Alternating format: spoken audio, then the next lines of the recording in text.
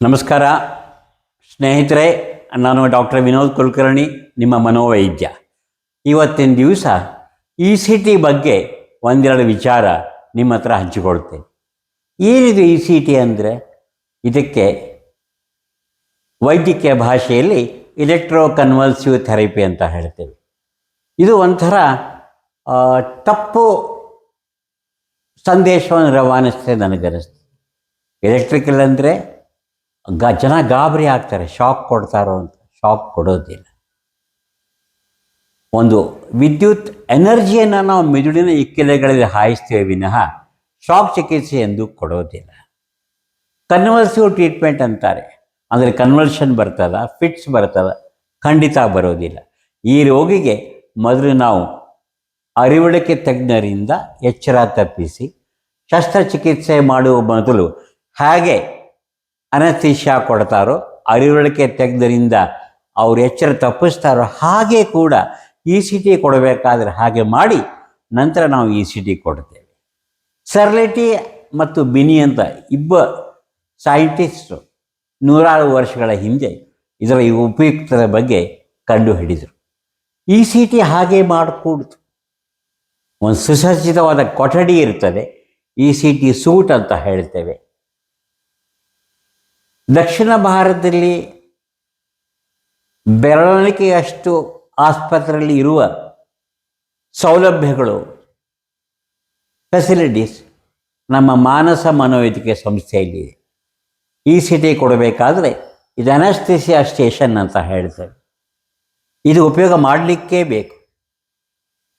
ಆಮೇಲೆ cardiac monitor, ಇದು ಕೂಡ ಉಪಯೋಗ ಮಾಡಲಿಕ್ಕೇ ಬೇಕು. ರೋಗಿಯ ಹೃದಯ ಬಡಿತ, ನಾಡಿ ಬಡಿತ, ಉಸಿರಾಟ, ಆಮ್ಲಜನಕದ ಪೂರೈಕೆ ಎಲ್ಲ ನಾವು ಅದನ್ನು ನೋಡ್ತಾನೆ, ಸೂಪರ್ವೈಸ್ ಮಾಡ್ತಾನೆ ECT ಕೊಡಬೇಕಾಗ್ತದೆ. ಇದು ಡಿಫಿಬ್ರಿಲೇಟರ್, ಇದು ಕೂಡ ನಮ್ಮ ಮಾನಸ ಆಸ್ಪತ್ರೆಗೆ ನಾವು ಇಟ್ಕೊಂಡಿದ್ದೇವೆ.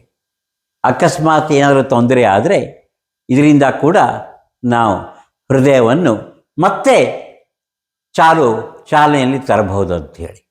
ಇದು ECT ಚಿಕಿತ್ಸೆ ಮಾಡಬೇಕಾದ್ರೆ ಇಂತಹ ಇವೆಲ್ಲ ಫೆಸಿಲಿಟೀಸು ನಾವು ಮಾಡಬೇಕಾಗ್ತದೆ.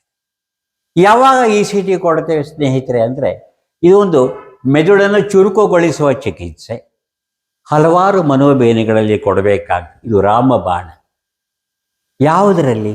ಖಿನ್ನತೆ, ಜಿಗುಪ್ಸೆ, ನಿರಾಶೆ, ಆತ್ಮಹತ್ಯೆ ವಿಚಾರ, ಮತಿಭ್ರಾಂತಿ ಕಾಯಿಲೆ, ಮೇನಿಯಾ ಕಾಯಿಲೆ, ಇವೆಲ್ಲ ಮನೋರೋಗಗಳು. ಇದರಲ್ಲಿ ನಾವು ECT ಕೊಡಲಿಕ್ಕೇ ಬೇಕು. ಇನ್ನು ಪಾರ್ಕಿನ್ಸೋನಿಸಮ್ ಅಂತ ಒಂದು ಕಾಯಿಲೆ ಇದೆ, ನರ ಹಾಗೂ ಮಿದುಳಿನ ಕಾಯಿಲೆ.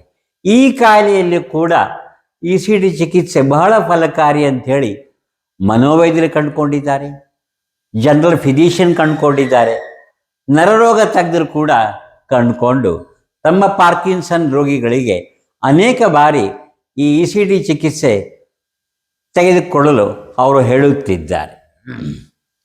ಆತ್ಮಹತ್ಯೆ ವಿಚಾರ ಇದ್ದಾಗ ECT ಮಾಡಲಿಲ್ಲ ಅಂದರೆ ಮನೋವೈದ್ಯರು ಅನ್ಯಾಯ ಮಾಡಿದ ಹಾಗೆ. ಇದು ಯಾವ ಕಂಡೀಷನ್ ಇದ್ದಾಗ ನಾವು ಕೊಡಬಾರ್ದಂದರೆ, ಮಿದುಳಲ್ಲಿ ಬ್ರೈನ್ ಟ್ಯೂಮರ್ ಇದ್ದಾಗ ಮಾತ್ರ ECT ಕೊಡಬಾರ್ದು ವಿನಃ ಬಾಕಿ ಎಲ್ಲ ಇದರಲ್ಲಿ ಕೊಡಬಹುದು. ರೋಗಿಯ ಹೃದಯ, ರೋಗಿಯ ಫುಫುಸ ಅವು ಚೆನ್ನಾಗಿದ್ದಾಗ ನಾವು ECT ಕೊಡಲು ನಮಗೇನೂ ಅಭ್ಯಂತರ ಇಲ್ಲ. ಇದು ಬಹಳ ವೇಗದಿಂದ ಕೆಲಸ ಮಾಡುವ ಚಿಕಿತ್ಸೆ. ಕೆಲವು ರೋಗಿಗಳು ಕೇಳ್ತಾರೆ, ಸರ್ ಮಾತ್ರೆ ಕೊಟ್ಟರೆ ಆಗಲ್ವಾ ಅಂತ. ಖಂಡಿತ ಮಾತ್ರೆ ಕೊಟ್ಟರೆ ಆಗ್ತದೆ.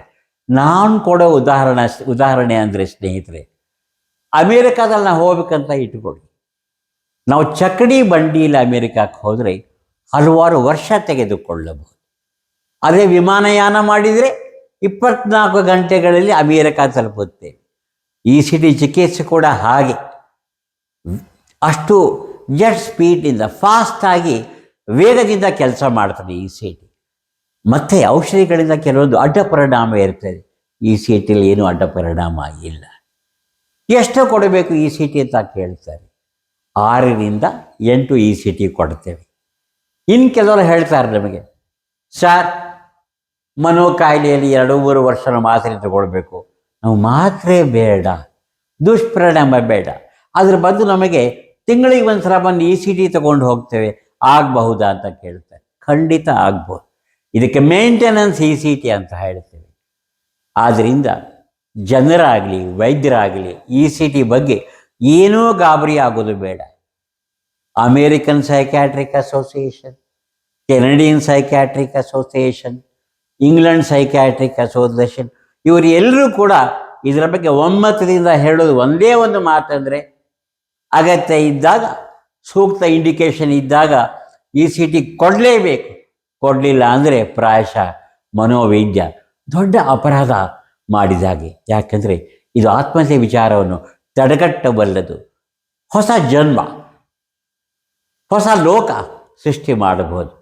ಆದ್ದರಿಂದ ಯಾರಿಗೂ ಭಯ ಬೇಡ. ಇದು ಒಂದು ಒಳ್ಳೆಯ ಚಿಕಿತ್ಸೆ. ಇ ಸಿ ಟಿ ತೆಗೆದುಕೊಂಡು ಮತ್ತೆ ಹೊಸ ಮನುಷ್ಯರಾಗಿ ಬಾಳಬಹುದು. ತುಂಬ ಧನ್ಯವಾದ. Thanks a lot.